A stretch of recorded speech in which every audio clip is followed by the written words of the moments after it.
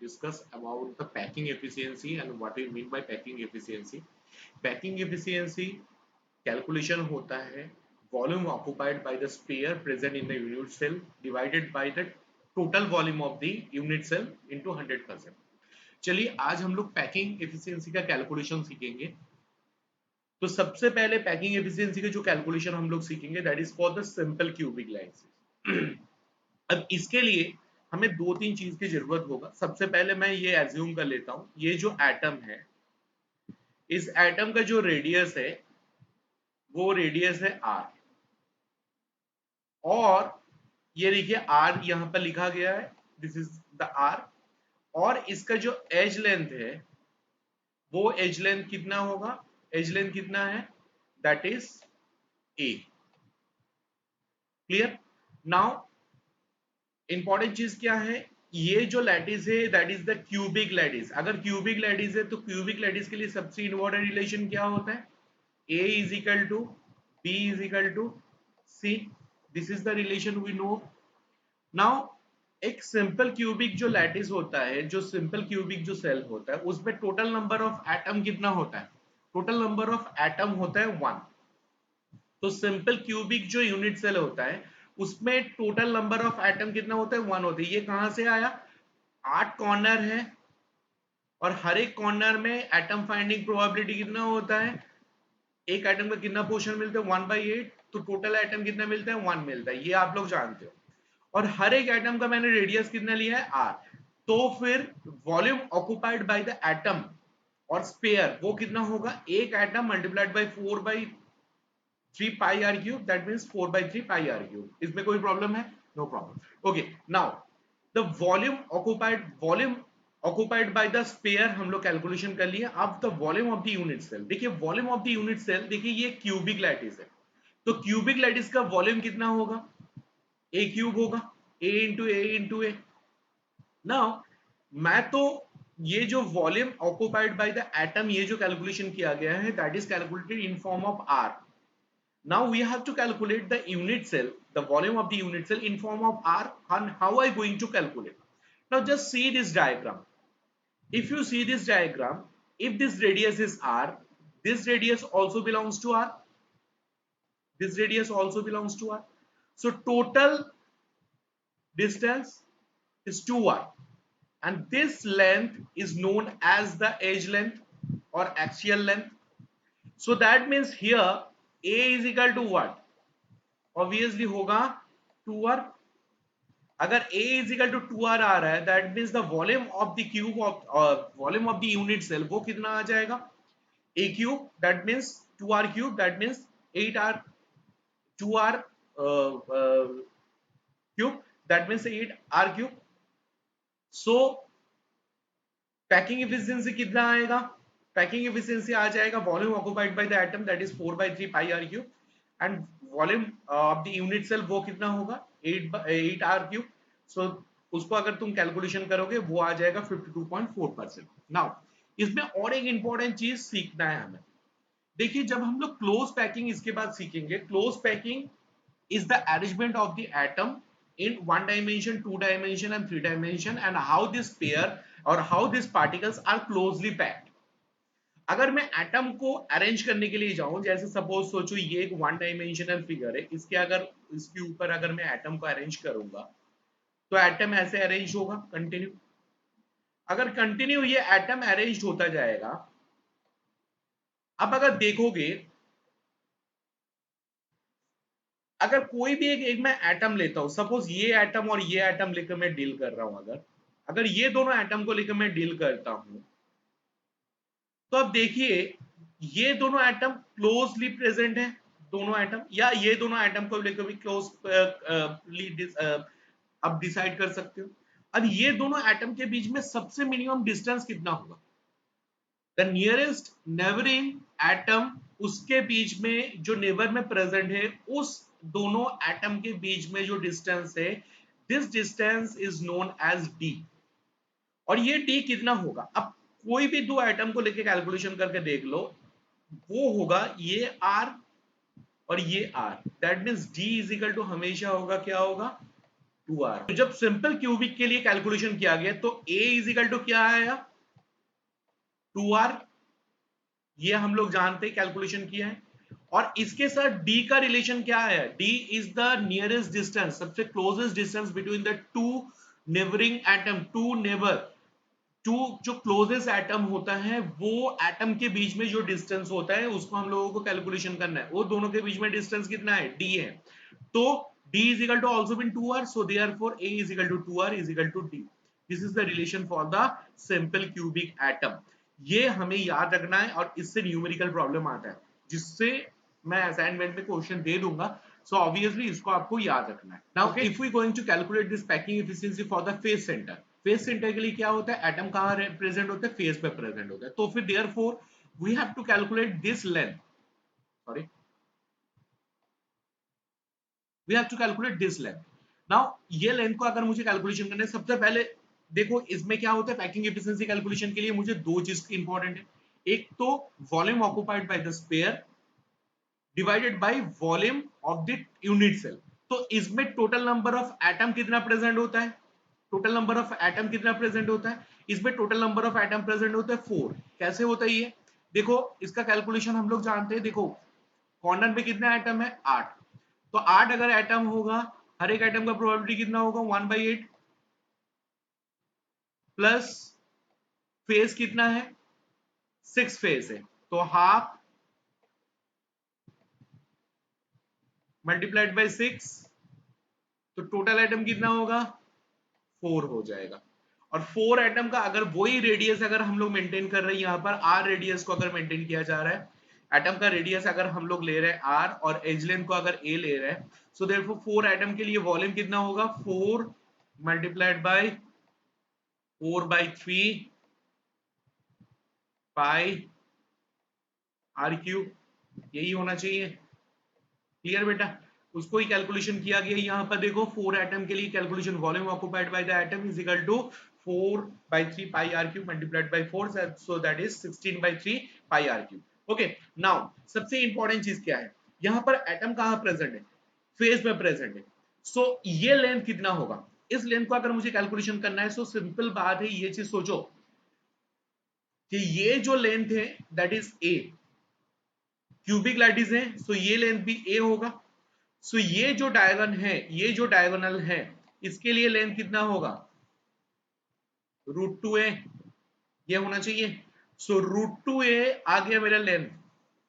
अब √2a में कितना एटम प्रेजेंट है, अब अगर देखेंगे इस डायग्राम को देखिए आप, या फिर यहां से मैं दिखाता हूं आपको, मुझे तो ये डायग्राम कैलकुलेशन करना है या ऊपर से इसको भी कैलकुलेशन कर सकते हो तुम, दोनों में से तुम्हें जो ठीक लगे। देखो इसका लेंथ कितना होगा, ध्यान से समझिए, ये कितना है r, ये कितना है, इसमें दो पार्ट है, r फिर r, ये वाला पार्ट r, सो टोटल कितना आया, टोटल आया √2a is equal to 4r आया। सो a इज इक्वल टू क्या आ गया, 2√2r। उसी को लेकर कैलकुलेशन किया गया। यहां पर देखो a b is equal to √2a, ये calculation this is a b, लेकिन जो मैंने यहां पर कैलकुलेशन करवा दिया था, सो दैट इज √2a आ रहा था, √2a इज इक्वल टू क्या आ रहा था, 4r आ रहा था। सो a इज इक्वल टू क्या आ रहा है, 2√2r। और उसी को लेके अगर मैं वॉल्यूम कैलकुलेशन करता हूं तो वॉल्यूम कितना आ जाएगा, a cube is equal to 2√2r whole cube, so that means 8√8r। So that means इसको हम लोग और एक चीज भी लिख सकते हैं, 16√2r क्यूब, ठीक है। तो उसको लेके अगर हम लोग कैलकुलेशन करें, so volume occupied by the atom 4 into 4/3 pi r cube, 16/3 pi r cube by volume of the unit cell 16√2 r cube into 100%, so it will be 74%।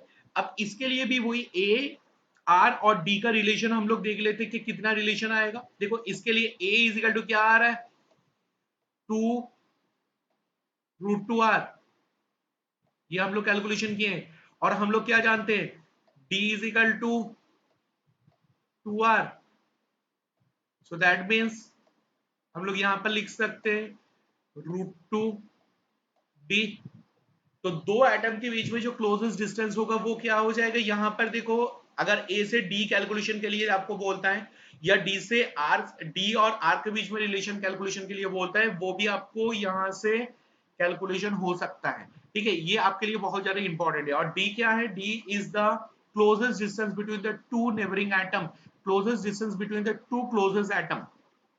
Okay, सबसे स्मॉलेस्ट डिस्टेंस जो होगा उसको कैलकुलेशन करना है। Okay student, now we are going to calculate the packing efficiency for the body centre cubic unit cell.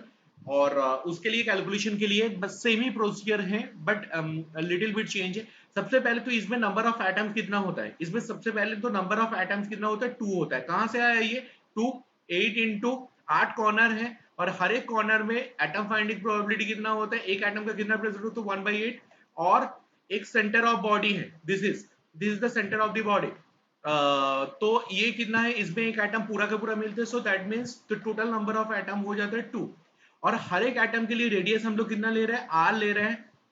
The radius will be r, if the radius will be r, so volume occupied by the sphere कितना होगा, 2 multiplied by 4 by 3 pi r cube. Okay, so that will be 2 into 4 by 3 pi r cube, so 8 by 3 pi r cube, that will be the volume occupied by the sphere. Now you have to calculate the, अब सबसे important part क्या है, सबसे important part अभी ये है, we have to calculate the volume occupied by we have to calculate volume occupied by the unit cell. Now देखो बेटा, अगर मैं इसको कैलकुलेशन करूं, इसको कैलकुलेशन के लिए मुझे दो तीन चीज की जरूरत होगा। सबसे पहले देखो ये डिस्टेंस कितना आया, ये डिस्टेंस मैंने लिया था a। अगर ये डिस्टेंस a है तो मुझे कैलकुलेशन कौन सा करना है, मुझे ये लेंथ को कैलकुलेशन करना है, इस साइड वाला जो एटम है और उसके साथ ये एटम के बीच में जो डिस्टेंस है उसको कैलकुलेशन करना है। अब उसको कैलकुलेशन के लिए मुझे क्या क्या चीज की जरूरत होगा, ध्यान से देखो, ये जो है ये भी a है, और ये लेंथ कितना है, ये है √2 है। लास्ट जब हम लोग एफसीसी के लिए कैलकुलेशन किए थे तब हम लोगों को देखा था। अब ये जो ट्रायंगल फॉर्मेशन हुआ है, ये जो ट्रायंगल फॉर्मेशन हुआ है, ये है a, ये है √2 है, तो ये वाला कितना होगा, ये 100% होगा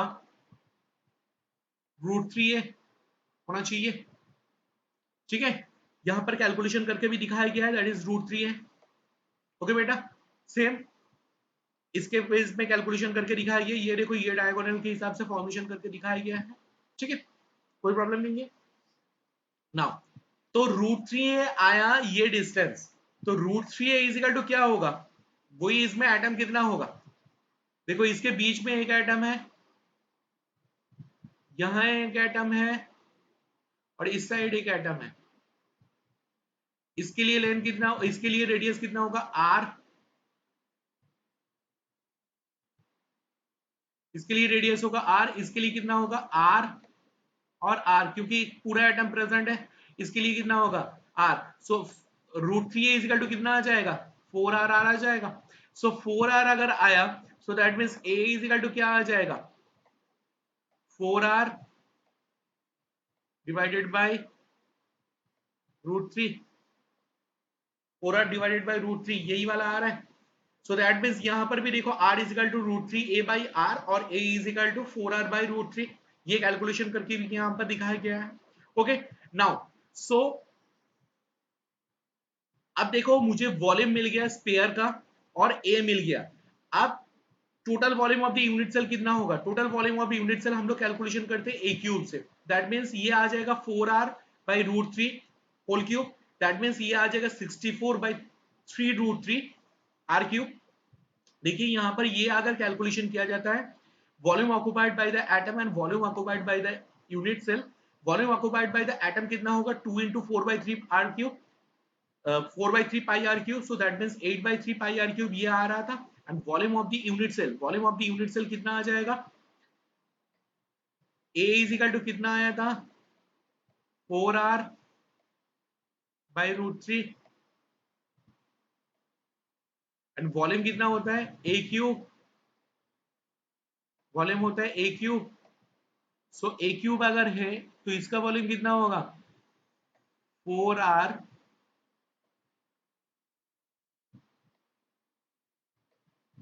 बाई रूट थ्री, उसका भी whole cube. So that means यहां पर कितना आ जाएगा 64r³/3√3। सो इसको कैलकुलेशन करेंगे तो फिर ये आ जाएगा 68%। अब सबसे इंपॉर्टेंट चीज देखो, इसमें रिलेशन क्या क्या आया, a is a equal to is क्या इक्वल टू आ आ गया गया 4r/√3। Okay, no problem. Now हम लोग क्या जानते हैं, d is equal to 2r। हम लोग जानते हैं d is equal to 2r। तो d is equal to 2r अगर है तो रिलेशन क्या आएगा, a is equal to 4r/√3 is equal to 2d by √3। ये रिलेशन आना चाहिए, इसके ऊपर न्यूमेरिकल प्रॉब्लम भी आ सकता है।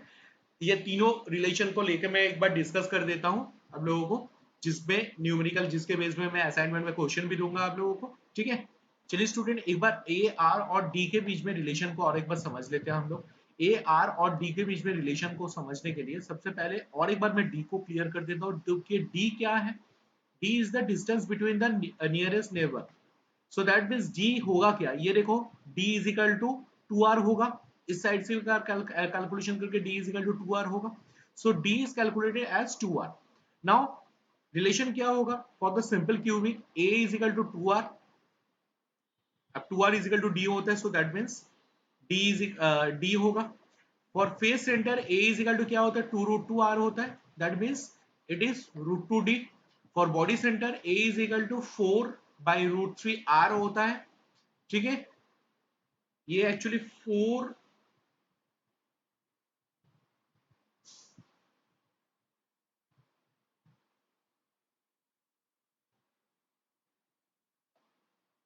r by √3 होगा, सो that means it will be 2d by √3।